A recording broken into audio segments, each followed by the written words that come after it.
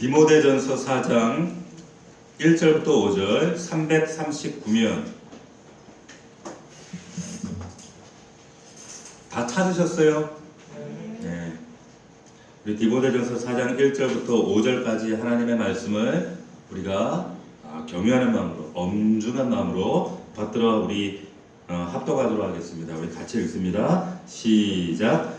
그러나 성령이 밝히 말씀하시기를 후일에 어떤 사람들이 믿음에서 떠나 미혹하는 영과 귀신의 가르침을 따르리라 하셨으니 자기 양심이 화인을 맞아서 외식함으로 거짓말하는 자들이라.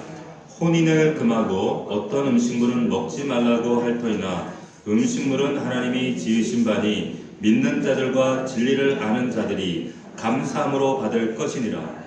하나님께서 지으신 모든 것이 선함에 감사함으로 받으면 버릴 것이 없나니 하나님의 말씀과 기도로 거룩하여 짐이라.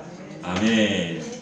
감사함으로 받으면 버릴 것이 없나니, 감사함으로 받으면 버릴 것이 없나니. 우리 이와 같은 제목으로 하나님 말씀 은혜를 나누도록 하겠습니다. 오늘은 맥주 감사주일입니다. 우리 해마다 돌아오는 감사주일인데 이스라엘 백성들이 하나님 앞에 지켰던 절기 세 가지가 있어요. 유월절과 그리고 초막절, 그리고 한 가지가 오늘 이 맥주 감사절입니다. 하나님께서 왜 이 절기를 구태여 이렇게 반복하게 하시는가? 이것은 감사를 기계적으로라도 이렇게라도 우리에게 가르치기 위한, 훈육하시기 위한 하나님의 방법이었다라고 해서, 그래서 1년 중 중요한 절기 세 가지를 뽑아서 우리에게 명하신 겁니다. 근데 맥주절, 맥주 감사절 그러면 한국교회 성도들한테 오해가 있어요. 그리고 간혹 저한테 질문하시는 분들, 맥주 감사절 말 그대로 이제 보리 추수를 하고 감사 절기로 드리는 그 절기인데, 목사님 지금은 이제 보리 농사도 짓지 않고 추수하지도 않는데 그럼 가을에 추수 감사절이 있는데 왜 구태여 우리가 오늘날에도 이것을 그대로 지켜야 하는가? 이렇게 질문하시는 분들이 왕왕 있어요. 왕왕. 근데 하나님께서 말씀 보면 이거 대대로 지킬 영원한 규례라고 하셨거든요. 근데 여러분들 한번 생각해 보십시오. 이스라엘 백성들이 40년 광야 생활 동안 광야에서 먹었던 음식이 뭐였어요? 만나와 메추라기. 사실은 고기도 먹었어요. 메추라기 말고요. 가지고 나온 가축들이 있었잖아요. 그러니까 젖도 먹고 버터도 먹고 아마 먹었을 거예요. 그런데 주식은 아마 만나와 메추라기였을 겁니다. 그런데 40년 광야 생활 하는 동안에 1세대가 다 죽고 오직 여호수아 갈렙만 남았습니다. 그리고 이제는 애굽에서 먹었던 곡식에 대한 기억이 전혀 없는 다음 세대가 이제 약속의 땅 가나안 땅에 들어갔어요. 들어가서 드디어 그 땅에서 농사짓고 얻은 첫 수확한 열매를 보고 우와 얼마나 감격스러웠겠습니까? 이제 만나가 아니라 메추라기 아니라 스스로 땀 흘려서 노력해서 얻은 그 곡식을 손에 안고 이야 감격스럽게 이제 이것을 요리해서 먹어보자. 근데 하나님이 수독하시는 거예요. 수독하셨어요. 자, 얼마나 먹고 싶은데 절대로 너희들은 먼저 손을 대면 안 된다라고 하시면서 주시는 말씀이 레위기 23장 10절에 이와 같은 말씀이 있습니다. 한번 잘 들어보세요. 이스라엘 자손에게 말하여 이르라. 너희는 내가 너에게 주는 땅에 들어가서, 가나안 땅에 들어가서 너희의 곡물을 거둘 때에 너희의 곡물의 첫 이삭 한 단을 가져와서 제사장에 가져가라. 자, 너희 농사진 거 다 가져오라가 아니에요. 너희가 농사진 것 중에 가장 잘 익은 한 단을 가져와라. 자, 그리고 다음에 보면 너희는 너희 하나님께 예물을 가져오는 그날까지 떡이든지 볶은 곡식이든지 생이삭이든지 먹지 말지니 이는 너희가 거주하는 각지에서 대대로 지킬 영원한 규례다. 이렇게 말씀하시는 거예요. 아멘이십니까? 자, 보세요. 이스라엘 백성들이 약속의 땅에 들어가서 농사를 짓고 얻은 첫 열매, 얼마나 소중한 이 곡식. 그런데 이것은 단순한 그냥 곡식이 아니라 이제 가나안 땅, 드디어 들어간 그 가나안 약속의 땅을 내가 소유했고, 그리고 복의 근원 되시는 하나님과 이제는 새로운 삶을 시작합니다라고 하는 보증이라는 거예요. 보증의 보가 이 곡식이다. 근데 이것을 첫 번째로 해야 된다는 거예요. 자, 이것이 또 다른 의미에서는 이 첫 열매는 앞으로 이 이스라엘 백성은 1년에 농사를 2번 짓거든요. 그러니까 이 맥주전은 보통 5월, 6월 그리고 가을에 11월, 10월 때 농사를 하는데 지금 이 첫 열매를 드릴 때 앞으로 수확하게 될 가을의 추수와 그리고 내년 앞으로의 반복적인 모든 추수 이 모든 것은 하나님으로부터 말미암는 것입니다 라고 하는 신앙 고백이에요. 더 나아가면 이것은 우리 삶의 모든 것은 하나님께로 말미암았습니다. 다시 말하면 하나님이 나의 창조주이십니다. 나는 피조물에 불과합니다. 라고 하는 신앙 고백이 되는 거예요. 아멘이십니까? 그래서 이것이 중요하다는 거죠. 그래서 이것은 보리 추수를 드리고 안 하고의 그것이 아니라 정확한 본질적인 의미는 뭐냐면 첫 열매를 드린다는 의미예요. 첫 것을 하나님께 드립니다. 라고 하는 의미입니다. 자, 그래서 오늘 이 우리 맥주 감사절을 통해서 여러분들이 다시 한번 하나님을 향한 이 믿음의 신앙 고백, 감사뿐만 아니라 이 신앙 고백을 정말 다시 한번 회복할 수 있는, 기억할 수 있는 저와 여러분들이 되기를 주의 이름으로 축복합니다. 그런 의미에서 이제 오늘 본문을 어떤 말씀을 나눌까 고민하다가 늘 전하던 말씀이 아니라 바울이 디모데에게 쓴 편지를 한번 우리가 나눠봤으면 좋겠다 싶었어요. 오늘 본문은 편지입니다. 편지예요. 여러분 제가 전에 읽었던 책 중에 아버지가 아들에게 보내는 편지라고 하는 몇 해 전에 꽤 스테디셀러가 됐던 책이 있어요. 편지입니다. 필립 체스터스라고 하는 사람이 아주 오래전 몇백 년 된 사람인데 쓴 편지의 내용인데 정말 아들 향한 절절한 이런 고백이 있어요. 그러니까 서양 사람들은 보통 18살 되면 그 자녀들을 독립을 시키거든요. 지금도 마찬가지죠. 예나 지금이나. 그런데 많은 대학들이 그래서 이제 대부분 대학교 이제 신학기가 되면 이제 기숙사를 그때 집을 떠나서 오는 아이들을 위해서 대부분 기숙사 생활을 합니다. 그때는 다 집을 떠나고 한 번쯤은 우리 자녀들에게 단절의 시간을 갖도록 의도적으로 훈련하는 거죠. 그 시간을 통해서 이제 성숙으로 한 걸음 나아가는 거예요. 이 기점이 18살이에요. 근데 유대인들은 이때가 13살이에요. 우리는 주구장창 끼고 있으려고 했어요. 이거 참 문제예요. 내보내는 게 중요해요. 어쨌든 이때 이제 성인으로 살아갈 수 있는 기회를 제공하는 이런 서양의 분위기가 있는데 이 필립 체스터라고 하는 이 사람도 사랑하는 아들이 독립하게 된 거예요. 그래서 이 아들에게 정말 아비가 얼마나 참 노심초사 두렵겠어요. 이 세상에서 어떻게 얘가 참 살아나갈까 걱정하는 마음으로 이제 이런저런 말들을 편지로 담아뒀어요. 가령 예를 들면 네가 인간관계를 맺을 때 사람을 사귈 때는 이렇게 만나고 이렇게 처세해야 돼. 그리고 네가 낯선 곳에 가서는 너를 표현할 때는 이렇게 표현해야 돼. 그리고 물질을 벌 때는 물질은 이렇게 써야 하고 이렇게 모아야 돼. 그리고 지식을 네가 습득하기 위해서는 얻기 위해서는 이러한 노력을 해야 돼. 항상 다양한 이런 등등의 이야기들을 정말 아비의 마음으로 정말 안타까운 마음으로 사랑하는 마음으로 절절하게. 근데 읽다 보면 참 인생의 어떤 우리가 놓치고 있었던 그런 어떤 인생의 묘미와 처세들을 우리가 발견하게 됩니다. 자, 이런 엑기스 같은 이야기들을 편지로 기록하고 있다는 거죠. 그런데 그런 이야기가 우리 성경에도 있어요. 성경에도 있습니다. 그게 오늘 우리가 읽은 이 디모데 전후서입니다. 디모데 전후서예요. 자, 이 디모데 전후서는 누가 쓴 거냐면 사도 바울이 쓴 편지입니다.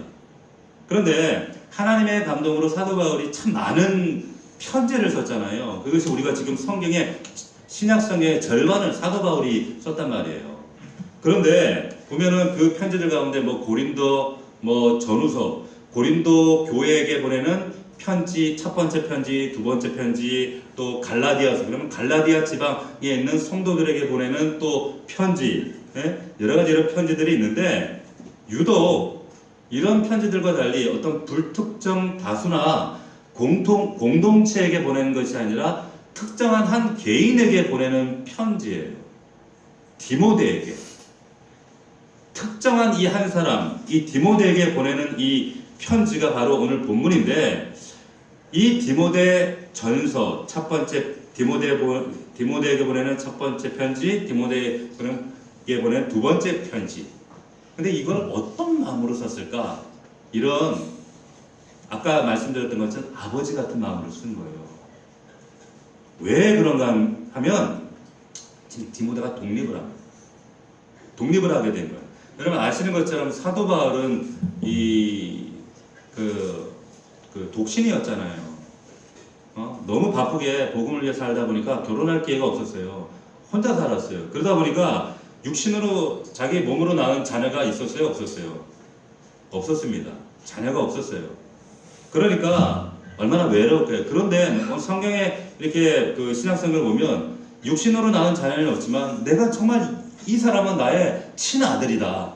내 정말 영적으로 내가 낳은 자녀다. 이렇게 고백하는 사람들이 있어요. 가령 예를 들면 오네시모 같은 사람, 오늘 본문에 디모데 같은 사람, 그리고 디도 같은 사람, 이런 사람들 내 자식이다. 정말 내 아들이다. 이렇게 고백하는 사람들이 있다는 거예요.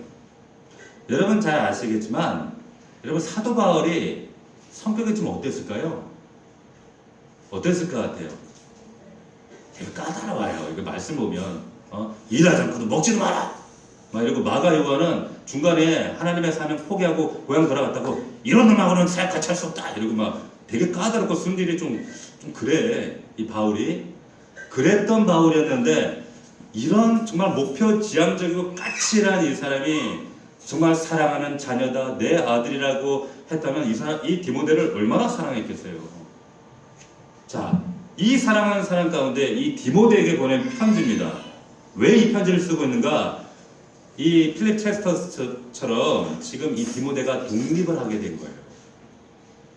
이 디모데가 이제 독립을 해서 어떤 믿음의 공동체에 이제 오늘 말로 말하면 담임 목회자로 부임을 하게 된 겁니다. 그래서 이 디모데를 생각해서 사도 바울이 정말로 아버지 마음으로 네가 그 공동체 리더자로 가면서 너가 이렇게 처세해야 돼. 이런 것들을 조심해야 돼. 이렇게 살아야 돼. 라고 하는 정말 인생의 엑기스와 같은 말씀을 지금 오늘 본문에 적어두고 있는 거예요. 자, 그런데 4절 말씀, 어떤 말씀인가? 바로 4절 말씀이에요. 4절 말씀을 우리 다시 한번 잘 보세요. 같이 한번 디모데 전서 4장 4절 같이 한번 읽어봅시다. 시작.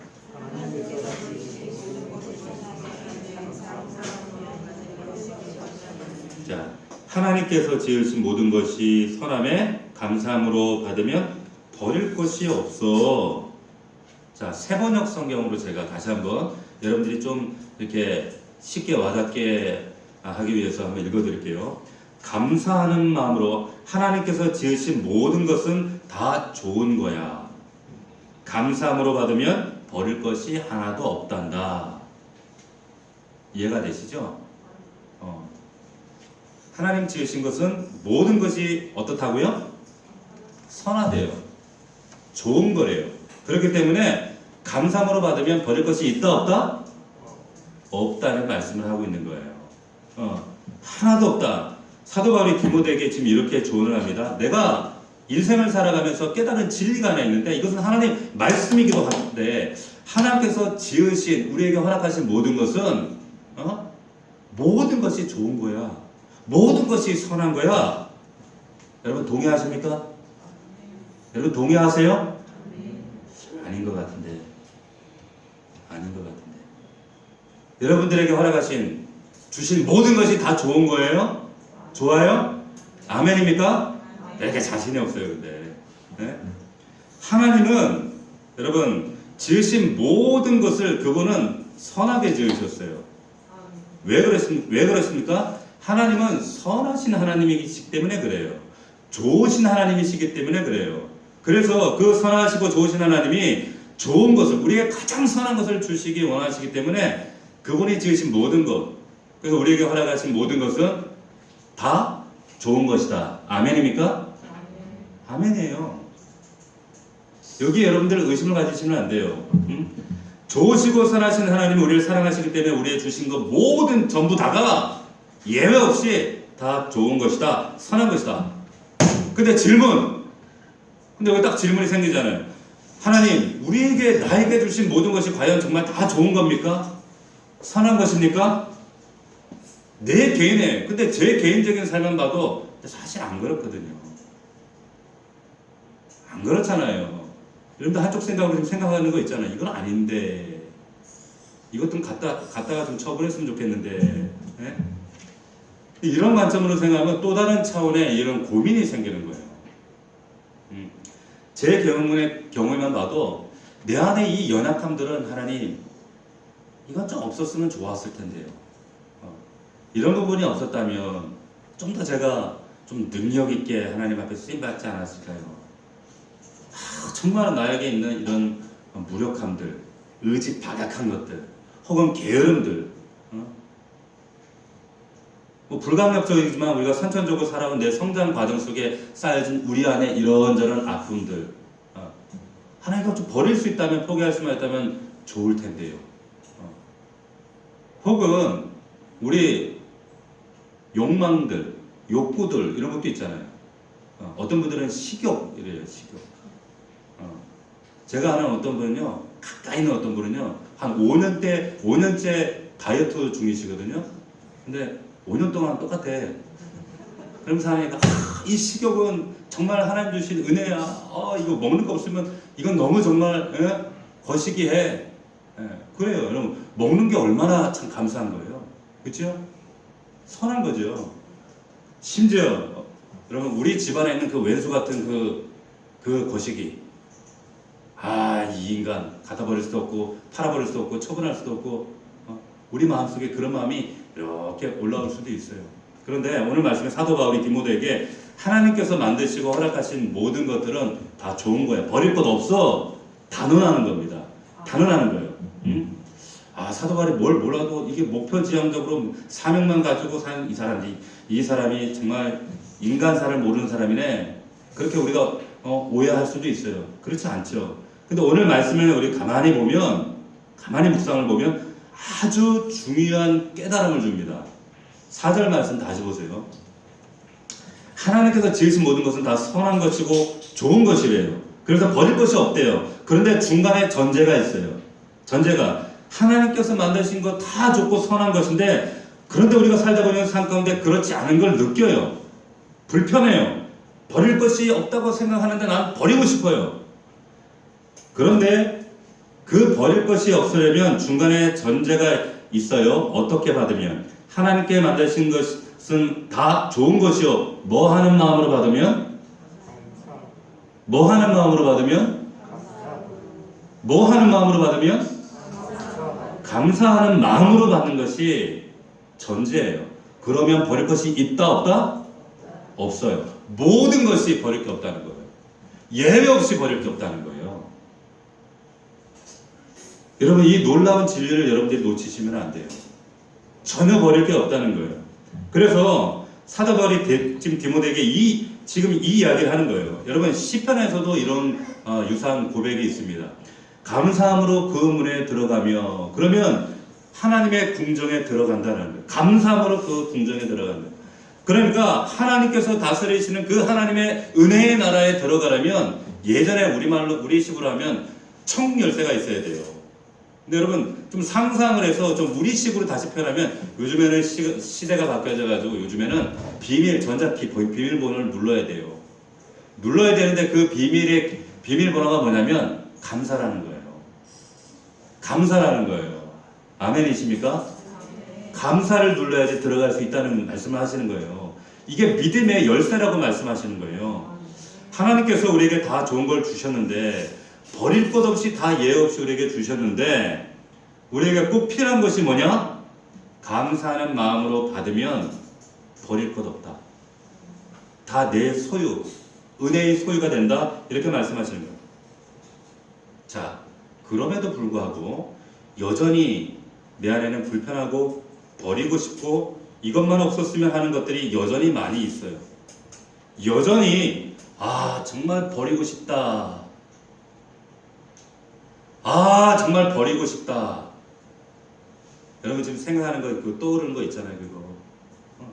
여전히 그게 여러분 안에 여러분들을 지금 붙들고 있다면, 지금 여러분들에게 제일 먼저 점검해야 될 게 뭐냐면, 여러분들 마음을 점검하셔야 돼요. 마음을. 내 안에 이것을 감사함으로 받는가? 이것이 나는 정말로 하나님 앞에 감사하는 사람인가? 그러니까 우리가 하나님께서 우리를 정말 복되게 아름다운 자녀들의 삶으로 살아가도록 하시는데, 그래서 살게 하시는데, 방해하는 세력은 결국에 우리의 뭘 공격하겠어요? 뭘 공격할까요? 우리의 마음을 공격하는데, 우리의 마음에서 뭘 빼요? 뭘 빼요? 감사하는 마음을 빼요. 감사를 빼요. 여러분, 근데 성경은 이것을 영적 싸움이라고 우리에게 말합니다. 영적 싸움이라고 해요. 네. 이건 심각한 싸움이에요, 사실은. 감사를 하고 말고의 문제가 아니라는 거죠. 디모데에게 너 감사함으로 받으면 너 버릴 것이 없는데, 그래서 뭐라고 하냐면, 너 그러기 위해서는 거짓 가르침과 미혹과 속임수에 빠지면 안 된다. 이런 얘기를 합니다. 자, 여기 보세요. 4장 1절, 2절 다시 한번 읽어볼게요. 잘 보세요. 그러나 성령이 밝히 말씀하시기를 후일에 어떤 사람들이 믿음에서 떠난 미혹하는 영과 귀신의 가르침을 따르려 하셨으니 2절 자기 양심이 화인을 맞아서 외식함으로 거짓말하는 자들이다. 이게 감사와 무슨 상관이 있나? 여러분 이걸 제가 새 번역으로 다시 한번 2절을 읽어드릴게요. 잘 귀담아 들어보세요. 2절 말씀 새 번역 성경에 이렇게 되어 있어요.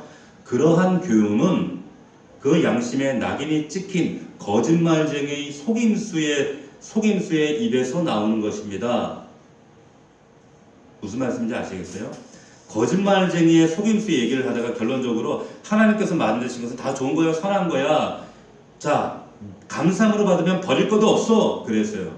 그러니까 내 안에 감사한 마음이 자꾸 빼앗기도록 없어지도록 우리를 공격하는 영적인 공격들이 있는데 그 영적인 공격은 다 거짓 속임수, 미혹의 영들의 거짓 속임수, 그리고 거짓 선지자들의 잘못된 거짓된 거짓말이라는 거예요.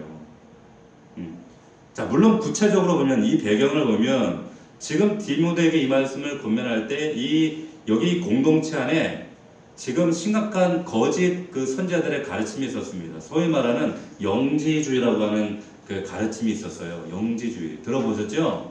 이 영지주의는 뭐냐면 이 교회의 극단적인 영지주의. 다시 말하면 쉽게 얘기하면 이런 거예요. 영혼은 선하고 우리의 육체는 다 악하다, 더럽다, 쓸모없다. 그러니까 딱 이게 두 가지를 싹 분리해버리는 거예요. 그러니까 육체는 내 마음대로 하든지 아니면 고행을 하든지 영혼만 천국 가면 되니까. 그러니까 쉽게 얘기하면 우리의 신앙생활이라고 하죠. 신앙과 생활을 분리해버리는 거예요. 신앙은 신앙이고 생활은 생활이고. 근데 제가 여러분들에게 누차 말씀드렸잖아요. 신앙생활은 생활 신앙이고 생활은 신앙이고 신앙은 그 생활 절대로 분리될 수가 없어요. 오늘 우리가 이 시간 예배 드리는 것은 오늘만 예배가 아니라 한 주간 삶으로 예배하라는 거예요. 오늘 예배가 안 되는데 한 주간 삶이 예배가 되겠어요? 오늘 감사 고백이 안 되는데 한 주간 고백이 되겠어요? 교회 안에 집사고 교회 안에 권사고 교회 안에서 직분자들인데 나가서 여러분 전혀 상관없어요. 어이구 너도 집사였어? 그럴 수 없다는 거예요. 생활이고 신앙이라고 하는 거죠. 그래서 신앙생활은 절대로 이건 분리될 수가 없는 거예요. 근데 이 영지주의자들은 이걸 분리한 거예요. 이단이죠. 하나님의 진리와 정면으로 반대되는 성경이 그렇게 얘기하지 않거든요. 절대로 그렇게 하지 않습니다. 그래서 지금 이거 권면하는 거예요. 야 거기 그 거짓 속임수의 말에 속아서는 안 돼. 속아서는 안 돼. 그들이 하는 방법은 뭐예요? 그래서 이걸 분리시켜버린 거예요. 그래서 지금 이들의 가르침을 얘기하면서 이 교회 안에 이런 가르침으로 인해서 교회 안에 지금 혼란과 혼돈이 들어왔는데, 그리고 이어서 하는 말씀이 뭐냐면, 지금 우리가 읽었던 이 4절, 5절 말씀에 이 감사 얘기를 하고 있거든요. 여기에 담겨지는 뜻이 뭐냐? 야, 그 분리하는 게 아니야.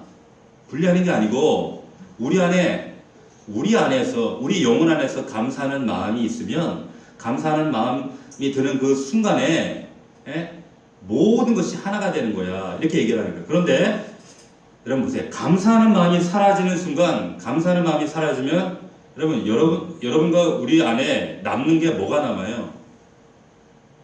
여러분 감사가 사라지면 뭐가 남을까요? 그러면 영적인 세계는 중립이 없습니다. 중간지대가 없습니다. 진공이 없습니다. 여러분 성경에 우리가 하나님의 은혜와 하나님께 다스림을 하나님의 은혜로 다스림을 받으면 여러분 중립지대가 없어요. 은혜 아니면 그냥 비은혜가 아니라 그냥 악이에요. 감사한 마음이 사라지면 거기에 감사 마음이 없는 그냥 중간지대 중립지대가 아니라 감사가 사라지면 그곳에 다른 것이 차지해요. 그 다른 것이 뭘까요? 뭐예요? 불평과 불만이라고 하는 거예요. 여러분 감사한 마음이 사라지는 순간에 감사가 없는 인생이 되는 것이 아니라 여러분 불평하는 인생이 됩니다. 불만하는 인생이 됩니다. 늘 불만족하는 인생이 됩니다. 하나님의 영이 나를 차지하는 순간 은혜와 평강이 있지만 그것이 사라지면 그냥 진공 상태가 아니라 그 안에는 반드시 세상 것이든 악한 영이든 어떤 하나님 기뻐하지 않는 것들이 그 안을 차지하게 돼 있다라고 하는 거예요. 이거 굉장히 중요한 영적 원리입니다. 그래서 여러분 감사가 사라진 인생은 감사 없는 인생이 되는 것이 아니라 불만족, 불평하는 그런 인생이 되는데 그래서 그 사람 때문에 그가 속한 그 개인뿐만 아니라 그 가정도 그렇고 그가 속한 공동체도 그렇고 그 주변이 여러분 불평에 이게 막 누룩처럼 펴져가게 돼요. 누룩 같아요. 그래서 이렇게 막 불평하고 불만하고 이런 분들이 있잖아요. 이게 습관처럼. 그럼 그 옆에 가면 어때요? 나도 모르게 그러고 있어요. 나도. 이게 막 전염이 돼. 근데 감사하는 옆에 밝은 사람, 감사하는 사람, 기뻐하는 사람 옆에 가면 어떻습니까? 그것이 나도 모르게 나도 그러고 있어요. 이게 영적인 것은 굉장히 전위력이 강합니다. 전염성이 강하죠. 자, 그 거짓 속임수, 우리 안에 이 감사를 사라지게 만든다는 거예요. 빼앗기게 만든다는 거예요. 자, 그러면 남는 질문이 하나가 남습니다. 그 질문이 뭘까요? 그러면 어떻게 우리가 이 감사를 잃어버리지 않는가? 잃어버린 감사를 우리가 어떻게 하면 회복할 수 있는가? 제가 이제 우리 식구들은 이렇게 아담하지만 이전 교회 때는 식구들이 많았잖아요. 이전 교회 그래서 대신방이라고 하는 1년에 이제 보통 그 가을철 되면 이제 가을 대신방, 봄철 대신방 이렇게 신방을 하거든요. 그럼 하루에도 가정을 막 어쩔 때는 막 15가정씩 막 신방을 해요. 내가 이 집이 저 집 같고 저 집이 이 집 같고 막 그래. 그런데 한 번은 제가 그 수많은 집을 신방하면서 아직도 잊혀지지 않는 가정이 있는데 어떤 가정이냐면 신방을 갔더니 이제 부부가 함께 아이들하고 목사님 오셨다고 이렇게 다 준비를 했어요. 가서 예배를 드리는데 그 집에 뭐 창문마다 거울마다 뭐 싱크대마다 냉장고마다 뭘 이렇게 막 종이를 프린트를 했는데 이렇게 붙여놨어요. 방문에도 다 이렇게 붙여놨더라고요. 그래서 제가 이제 예배를 끝나고 집 좀 구경해 볼게요 하면서 이렇게 보니까 다 이제 거기에 감사에 대한 여호와께 감사하라, 뭐 감사가 호흡이다, 그리고 감사, 뭐 감사로 뭐 이러면서 감사에 대한 격언들을 막 방방마다 막 붙여놨다고. 은혜가 되잖아요. 야, 참 감사를 잊지 않으려고 이렇게 말씀대로 기호에 손목에 매라고 하는데 이렇게 자녀들을 교육하기 위해서 이런가 보다. 이 집사님 보기보다 괜찮네. 그걸 생각했죠. 그러면 이제 앉아가지고 이제 제가 물었어요. 아니 뭐 이렇게 말씀을 이렇게 참 많이 붙여놓고 참 보기 좋은데 참 어떻게 이런 생각하셨냐고. 그 여쭤더니 남자 집사님이 여자 집사님이 아니라 남자 집사님이 뜻밖의 말씀을 하시는 거예요. 뭐라고 말씀하시냐면 본인은 지금 받고 누리고 지금 삶의 자녀도 그렇고 지금 하는 직장도 그렇고 모든 게 다 감사한데 저요 그 아내를 이렇게 가리키면서 그 아내가 바로 옆에 앉아 있는데 저 아내가 맨날 불평을 한다는 그렇게. 근데 제가 얼굴이 화끈거리더라고. 옆에 앉아놓고 막 아내를 이렇게 핀잔을 주니까 목사 앞에서. 그 아내 얼굴이 갑자기 얼굴이 불그락 이렇게 바뀌어지는데 제가 너무 참 난감한 상황이 됐어요. 아내가 습관적으로 자꾸 뭐 남편 불만, 뭐 자식들 뭐 불만, 뭐 이런 불만 저런 불평 막 이게 습관적이다 보니까 아 이래서는 안 되겠다, 좀 고쳐야 되겠다, 바꿔야 되겠다 이래가지고 이 세례시켜야겠다 이런 마음으로 이제 막 집에다가 온 방에다 이렇게 붙여놓은 거예요. 붙여놓은 거예요. 자, 그래서 제가 이제 그분께 또 질문을 드렸죠. 아 그랬더니 우리 어떻게 집사님이 좀 달라지셨어요? 여쭸어요. 뭐라고 대답하셨을까요? 하나도 안 바뀌던데요? 이러시는 거예요. 하나도 안 바뀐다는 거예요. 그랬더니 그 여자 집사님이 또 얼굴이 울그락 더욱더 불그락 이렇게 되는 거예요. 자, 제가 왜 이런 말씀 드리냐면 여러분 이 감사라고 하는 게 의지적으로 노력하고 애쓴다고 해가지고 되는 게 아니더라는 거예요.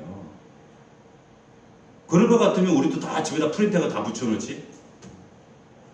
애쓰고 노력해가지고 그렇게 다 감사하는 인생이 된다면 다 그렇게 하죠. 그게 아니라는 거예요. 오늘 우리 조금 전에 읽었던 말씀을 보면 감사함으로 받아들이며 하나님께 만든 지으신 우리에게 허락하신 모든 것이 선하고 좋은 것이고 다 받을 것이다. 그런데 우리가 지켜야 될 싸움이 있다. 그 싸움이 뭐냐?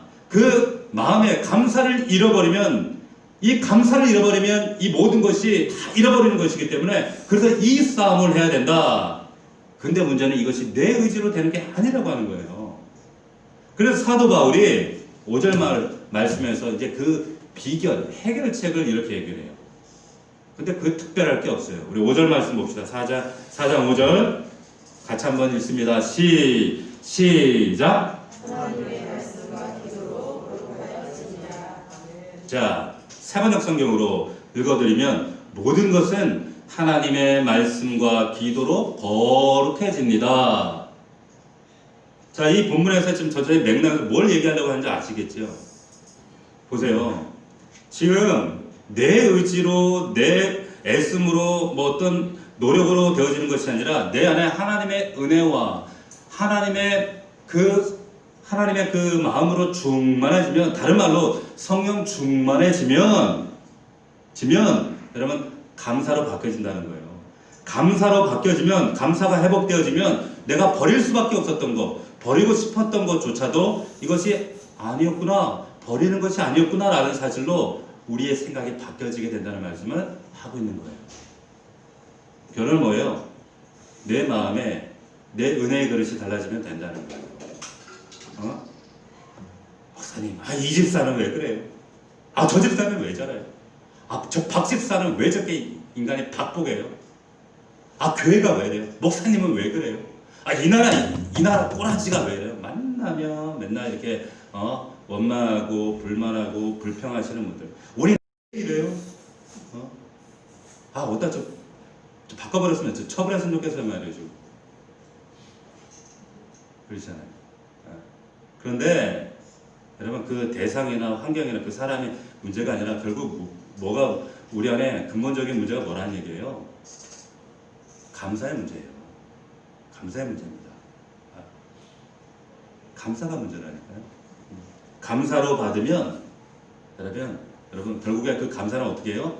내 안에 하나님의 은혜가 있으면 그게 다 변화된다는 거예요.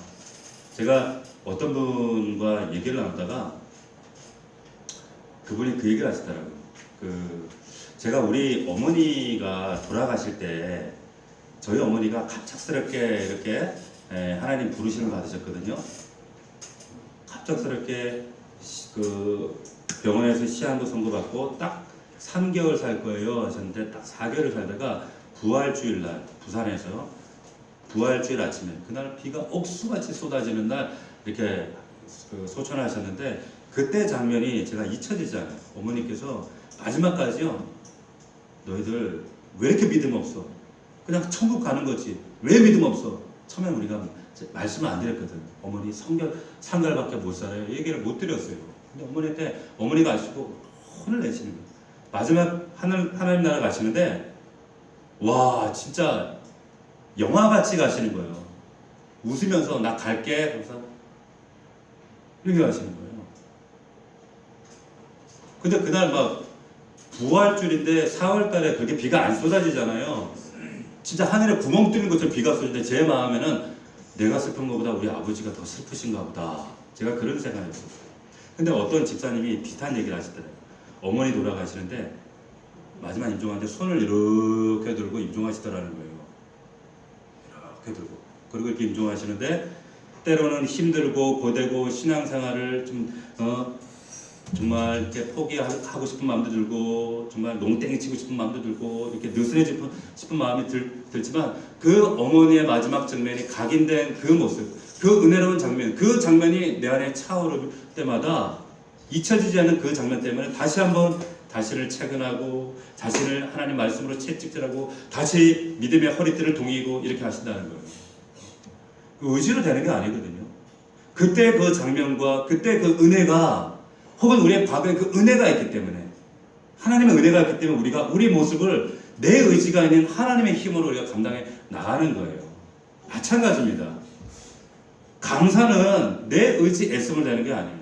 하나님의 은혜가 있을 때 하나님이 내 안에 채워주실 때 그분과 내 안에 살아있는 관계일 때 관계가 될 때 감사가 나와요. 근데 그게 아니에요. 당신은 이래서 나는 마음에 안 들어. 나는 사는 게 이래서 싫어. 이런 게 마음에 안 들어. 저래서 이것은 단순히 내 삶의 불만과 불평의 문제가 아니라 사실은 하나님과의 관계의 문제라 말씀드리고 싶은 거예요. 여러분 금요부흥회도 마찬가지예요. 우리가 금요일 날 기도합니다. 한 주간 이날만큼은 하나님께 지금도 정세균 그 국무총리가 통성기도 하지 말라 그래서 우리 지난주부터 우리 통성기도 이제 하지 않습니다. 알아서 하시오 이러고 기도를 했어요. 그런데 금요부흥회를 마치고 어떤 성도가 그래요. 그래도 이 시간 피곤하고 졸리고 정말 시원한 에어컨 바람 쐬면서 쉬고 싶은 생각이 굴뚝 같았지만 나와서 기도할 때 나도 모르게 내 마음속에 뭐가 차올라요. 목사님 채워줘요. 목사님 그러고 나면 회복이 돼요. 그래서 또 살아요. 그래서 잃어버렸던 것들 다시 찾아요. 그랬더니 감사가 나온다는 거예요. 그랬더니 전혀 버려질 것으로 생각했던 내 삶에 감사가 회복되니까 감사로 받으면 모든 것이 뭐라 그랬어요? 버릴 게 없다는 거예요. 그래서 그 모든 것들을 회복하게 되었어요. 이런 고백들을 우리 성도들이 참 많이 하거든요. 그래서 하나님 앞에 엎드리는 거예요. 기도하셔야 돼요, 여러분. 그래서 우리가 여러분 말씀을 좀 정리하겠습니다. 오늘 맥주 감사주일입니다. 여러분 뭐 농사도 안 짓는데 왜 맥주 감사지 절을 짓나 우리가 그 하나님께 구별하나 현대적인 의미로는 오늘날 의미로는 우리가 지금 6개월 살았어요. 1년의 절반 어느 때보다 정말 영화 같은 우리 정말 코로나 때문에 절반을 살았습니다. 그런데 이 절반을 살면서 우리가 이 감사를 통해서 이 말씀을 근거한다면 우리가 버렸던 것을 저는 여러분들이 다시 주워 담을 수 있는 회복할 수 있는 오늘이 되어지기를 주의 이름으로 축복합니다. 어떻게? 감사하면 감사를 회복하면 내가 버렸던 것 망각했던 것 이것을 내가 얻을 수가 있어요. 회복할 수가 있어요. 이스라엘 백성들이 가나안 땅에 들어가세요. 하나님께서 절기를 지키라네. 근데 얘네들 가만 보니까 적과 꿀이 흐르는 땅에 들어갔더니 뭐 그냥 이제 고생했지만 이제 사는 걸 당연하게 생각하는 거예요. 당연하게. 그게 아니라 그래서 절기 세 개를 구별해서 기계적으로라도 이렇게 구별해서 너희들이 감사를 망각하지 않았으면 좋겠어. 이날만큼은 야 너희가 이렇게 초막도 짓고 또 무교병도 먹고 그러면서 하나님 앞에 이렇게라도 이렇게 씹혀서라도 감사를 했으면 좋겠어. 왜 그렇습니까? 우리의 본성은요 망각하는 존재예요. 감사를 잃어버려요. 그 은혜를 날마다 잊어버리는 존재들이에요. 그래서 하나님께 이 절기들을 우리에게 구별하신 거예요. 항상 분주하고 쫓기고 정신없는 그런 삶을 살다가 이 6개월을 마감하고 이제 새로운 6개월을 우리가 이제 시작하잖아요. 이 6개월의 새로운 삶 가운데서는 이제는 새로운 또 첫 열매를 드리는 마음으로 다시 한번 감사를 회복하고 그러므로 인해서 내가 혹시 잃어버리고 있었을지도 모르는 내 가정과 삶 속에 있는 그것들을 다시 한번 붙잡고 회복하는 그런 은혜가 있기를 원한다는 거예요. 여러분들이 우리가 착각하고 있는 게 뭐냐면 우리가 속고 있는 거죠. 이 영지주의자들처럼 내 삶의 처지가 바뀌고 그리고 환경이 달라지고 관계가 개선되어지고 뭔가 달라지면 그때 감사가 나오지 않겠는가? 천만의 말씀이에요. 만약에 그래서 환경이 달라지고 사람이 달라지고 그래서 감사가 우리는 감사한다라고 한다면 그건 굉장히 소극적이고 수동적인 감사가 되고 성경에서는 그런 감사를 우리에게 요구하시지 않아요. 그런 감사를 말씀하시지 않습니다. 적극적으로 능동적으로.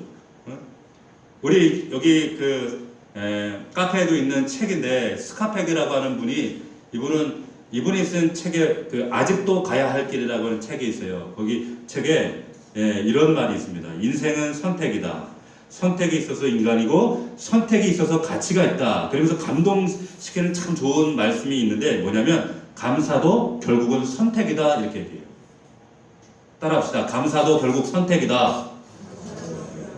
선택이라는 거예요. 감사라고 하는 것이 어떤 환경에서 어떤 환경의 결과로 나타나는 게 아니라는 거예요. 감사는 여러분 어떤 환경에 있든지 감사라고 하는 것을 내가 의도적으로 내가 결단하는 겁니다. 보면은 여러분 정말로 다니엘이 그랬던 것처럼 그런 거예요. 어떤 환경에서도요 원망할 사람은 원망하더라고요. 어떤 환경에서도요. 어떤 사람은 어떤 환경에서도 감사해요. 감사할 사람은 감사해요. 중요한 건 뭡니까? 우리가 결단하는 거예요. 감사를 결단하겠습니다. 하나님 내 안에 하나님의 은혜가 충만해지면 잃었던 감사가 회복되어지고 애쓰고 노력함이 아니라 그래서 이 감사가 회복되어지면 내 안에 버릴 것들이라고 정말 포기하고 싶었던 그러한 것들도 하나님 이것이 하나님께서 내게 주신 것입니다 라는 놀라운 깨달음으로 바뀌어지게 하시는 그 하나님을 여러분들이 누릴 수 있기를 주의 이름으로 축복합니다. 감사하면 버릴 게 없는 거예요. 결국 내가 변하면 되는 거예요. 내가 변하면 여러분 우리 그런 감사한 마음으로 여러분 받으면 버릴 것 없다 그랬어요. 우리 다시 한번 4절 5절 우리 다시 한번 읽고 우리 마치도록 하겠습니다. 오늘 본문 말씀 4절 5절 이 말씀을 나 자신에게 우리 선포합시다. 같이 읽습니다. 시작. 하나님께서 지으신 모든 것이 선함에 감사함으로 받으면 버릴 것이 없나니 하나님의 말씀과 기도로 거룩하여집니다. 아멘이십니까? 버릴 것이 있어요? 없어요? 없어요. 다 좋은 거예요. 다 선한 거예요. 이런 하나님의 놀라운 은혜를 경험하고 누리는 저와 여러분들이 되기를 주의 이름으로 축복합니다. 기도합시다. 하나님 내게 주신 내 육체도 우리 가정도 내 남편 아내도 우리의 사랑하는 아들 딸도 하나님 주님께서 지으셨고 주님께서 나를 위해 허락하신 것입니다. 나의 직장도 나의 일터도 나의 앞날도 하나님 내가 가지고 있는 상처까지 눈물까지 아픔까지 하나님 불강력적인 나의 부모들까지 내게 허락하신 모든 것이 하나님 감사함으로 받으면 버릴 것이 없습니다. 반드시 감사함으로 받게 하시고 잃어버릴 것이 없게 하시고 혹 하나님 내가 버리고 포기한 것이 있다면 감사를 통해 회복되게 하시고 다시 한번 하나님의 말씀과 은혜를 통하여 하나님 은혜의 하나님을 통하여 회복되는 은혜가 있게 하여 주시옵소서. 나도 모르게 버린 것이 있다면 다시 한번 이 오늘 맥주절을 통하여 하나님의 은혜를 회복하게 하시고 감사를 고백하게 하시고 하나님의 능력을 감사를 회복하는 우리 사랑하는 성도들 될 수 있도록 은혜를 더하여 주옵소서. 말씀 붙잡고 우리 간절한 마음으로 통성으로 기도합시다. 살아계신 아버지 하나님 은혜를 감사함을 드립니다. 아버지 하나님 그렇습니다. 주님 하나님께서 우리에게 나의 가정 내 육체 나의 성품과 나의 연약함과 나의 아픔과 눈물까지 나의 부모도 나의 남편과 아내도 나의 사랑하는 자녀들까지 하나님께서 허락하신 내게 주신 놀라운 은혜인 줄 믿습니다. 아버지 하나님께서 주신 모든 것이 나를 위해 주신 선한 것입니다. 아름다운 것입니다. 좋은 것입니다. 하나님 감사함으로 받게 하시고 하나님 감사함으로 받으면 버릴 것이 없습니다. 하나님 이것을 누리게 하시고 우리의 미련함과 하나님 어리석음으로 인하여서 원망하고 불평하며 하나님 불만족하는 인생 되지 않게 하여 주시옵시고 감사하는 인생 될 수 있도록 하나님 오늘 맥주절을 통하여 다시 한번 그 하나님의 놀라운 은혜를 경험할 수 있도록 은혜를 더하여 주시옵소서. 오늘 이 은혜와 감사가 회복되어질 때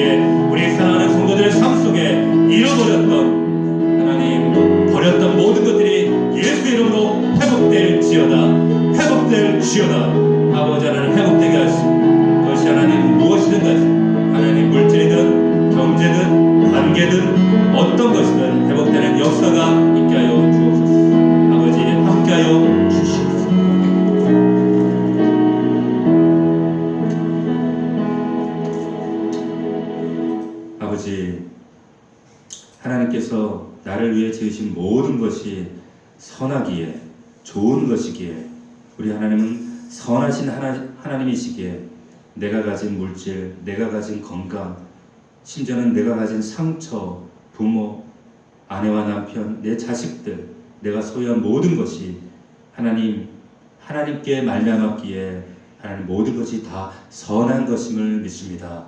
감사함으로 받게 하시고 하나님 감사함으로 잃어버린 것들까지 회복되는 역사가 있게 하여 주시옵소서. 하나님 우리 안에 다시 한번 하나님의 말씀과 기도로 거룩하여지게 하시고 내 안에 은혜가 회복되어질 때 충만하여질 때 하나님의 이 놀라운 역사를 경험하는 우리 믿음의 종들 하나님 이 시간 우리 예배하는 우리 온라인과 현장에서 예배하는 모든 성도들에게 동일하게 이 은혜가 임할 수 있도록 축복하여 주옵소서. 예수 그리스도의 이름으로 감사기도 올리옵나이다.